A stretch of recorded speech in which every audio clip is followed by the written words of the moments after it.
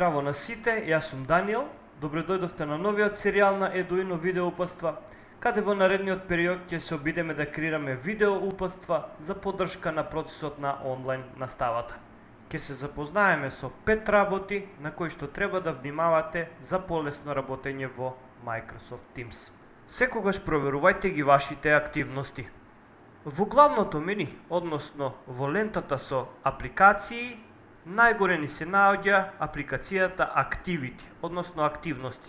Доколку кликнеме на неа, тука во меѓу блокот ќе ни се излистаат сите наши последни активности кои што ги имаме. Односно, секаде каде што имаме активности, а се однесуваат на нас. И тоа, доколку некој не спомене во некоја порака, доколку имаме закажан тест од страна на наставникот, доколку имаме закажана работна задача од страна на наставникот, или пак доколку некој сака да разговара со нас, секогаш ќе бидете во тек со последните настани и случувања, кои што се однесуваат на вас. Секогаш внимавајте каде пишувате. Во главното мени, односно лентата со апликации, втората иконка од горе ни е иконата Chat. Со кликање врз таа икона ќе ни се излистаат сите чет групи во меѓу блокот. Внимавајте, чет групите кои што ја содржат оваа иконка се однесуваат за чет во онлайн часовите. Доколку имаат иконка со лична профилна фотографија, тогаш се однесуваат лично на некој од учесниците. Доколку сакате да разговарате приватно со некој од учесниците, не го користите четот кој што е наменет за видео повик, односно за онлайн час. Секогаш можете да креирате нов чет и да разговарате посебно со кликање на оваа иконка, тука, и со впишување на името во ова поле. Исклучување на известувања од чет пораките.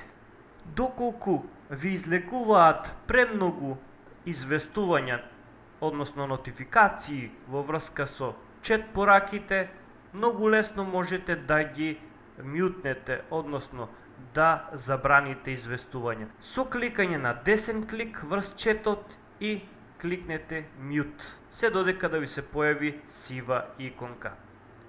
Или со кликање на трите точки и кликање Mute. Проверување на последните активности во нашиот предмет. На главното мени, односно лентата со апликации, третата иконка од горе е иконката Teams, односно се однесува за предметите кои што ги учите оваа учебна година. Со кликање на Teams ќе ви се отвори ова работна површина. Со кликање на иконката на предметот влегувате и ги разгледувате последните активности на зидот на тој предмет. За да се вратите на листата со предметите, секогаш кликате на стрелката All Teams. Доколку влегувате на онлайн часот, најпрвин внимавајте, погледнете го името на онлайн часот, да не сте сгрешиле. Проверете дали ви се исклучени иконките за камерата и иконката за звукот. Доколку е се во ред, кликнете на Join Now. Откако ќе влезете на онлайн часот, доколку сакате да зборувате, кликате на раката за да кренете рака. Доколку наставникот ви дозволи да зборувате, го вклучувате вашиот микрофон или пак и вашата камера.